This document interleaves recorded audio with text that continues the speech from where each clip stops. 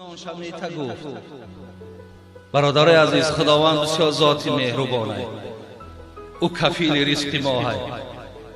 میگه یک نفر بود دائما دعا میکرد، میگو خدایا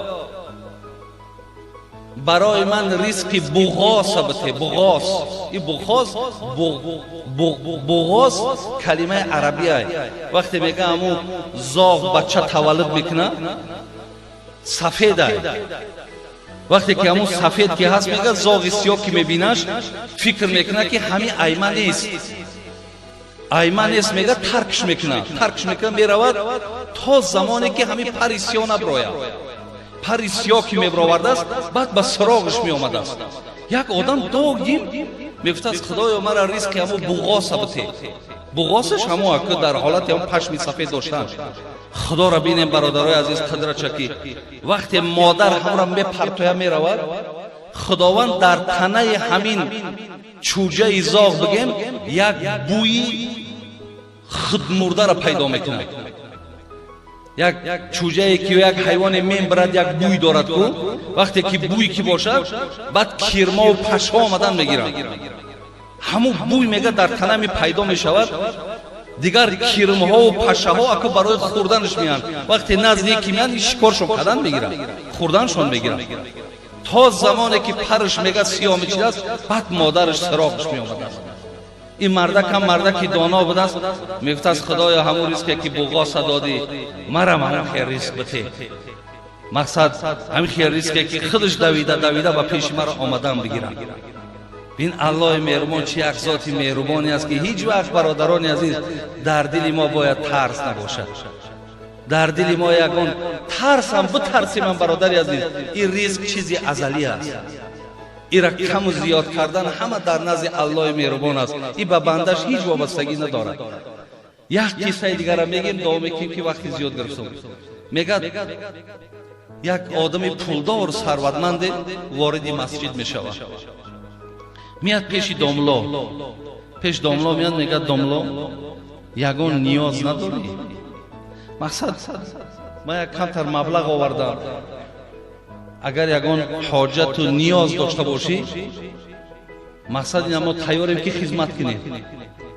خداوند رحمت کنه او داملا ها را او عالم ها را، اونا هم عالم های ربانی بدن، اونا هم همش تکیه با خدا داشتن، هیچ وقت تکیه به آدم ها و به پولدار و به مالدار و به منصبدار و تکیه نمی کردن. ولی پیغمبر من میگه هر کسی که اگر سحر برای خاطر نداشتنی در خانه چیزی اگر بخیزه و میگه هم تا چهرش ترش کنه غمدار خودشا بگیرد، او همچنان است که خداوند در بین مردم غیبت کرده است.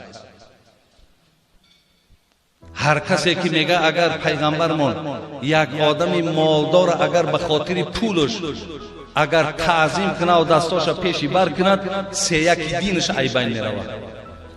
این عالم برادرای عزیز وقتی این گپ از مردکی پولدار که شنید گفت شرم میاد در یک خانه قرار دارم که صاحب این خانه ماندگی من از تو حاجت طلب کنم. برادر عزیزی سخن بینید، من در مسجدم، این خانه خدا ہے، من در خانه خدا ماندگی از تو نیاز طلب کنم. میگه این مرده که پولدار ای حکمت سخن این میگه برخوردارش گوش شاید های فکر کرد که در درون مسجد نمیشود، بیرون نمیگه ایستاد، بیرون ده ایستاد و که حضرت میبراید. حضرت که برآمد گفت حضرت گفت خیلی داخل مسجد بوده که با همون سوال من آمدم که یگان نیاز شما را بیرون کنم. گفت مقصد شما نیاز دنیوی است یا اخروی؟ گفت من نیاز اخروی شما را برآوردن میتونم و به همین نیاز دنیایی تون مراجعت دارم. گفت او خدایی که گفت هم نیاز دنیوی ما میبرارد هم نیاز اخروی ما میبرارد، من در اون مراجعت نمیکنم و در تو مراجعت کنم. برادرای عزیز اینها با این رفتارشون هم شرف و آبروی اهل علم قپیدن، هم عزت دین نگه داشتن. تا چند آدم اگر برادرت دستات پیشی بر خمو بدوی و چاپلوسی کنی و مقصد پت خلی میکنی و دیگر کنی، همون قدر ختم خار میشه، دین همون قدر خار میشه. زینیاز گو من خدایی که حاجت دنیاوی و اخروی ما میبرارد اکو مودا مراجعت نکن، تو دا مراجعت نکن. الله مهربان عاقبتمون بخیر کنه. برادرو، از این 6 چیزی بود که حضرت حاتم گفته ان شاء الله مگرم همین 6 روز ما بیام برای شما یک تا هر کدوم میره بیان کنم و این وقتا فرصت نمیته. برای همین یکمش همین است که از آمد در رزق یا در رزاق بودن خدا شبهه نکنین، شک نکنین. رازق الله هست برادر عزیز. عبدالقادر بدین میگه بجز رزق مقدر نیست ممکن حاصل کامت، اگر چون عنکبوتان رشته در 100 بام در ریزی. همین اگر تورتنک میپرتویا کو چیوشا همو چیش میگن همو تور رشتهشو میپرتویا، میگه اگر 100 خانه دکی هم خیلی تور پرتوی بجز رزق مقدر نیست ممکن حاصل کامت. چیزی که همو لیمیت آمدگی همو میگه زیاد نمیاد. اگر 100 خانه را که همه را احاطه کنی بگیری نمیشیده است. چیزی که الله خواهد.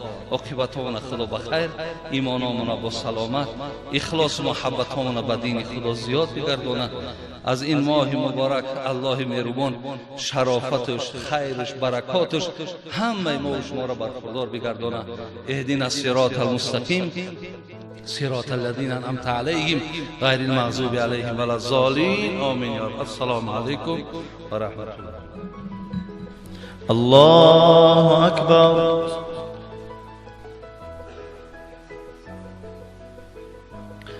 الحمد لله رب العالمين.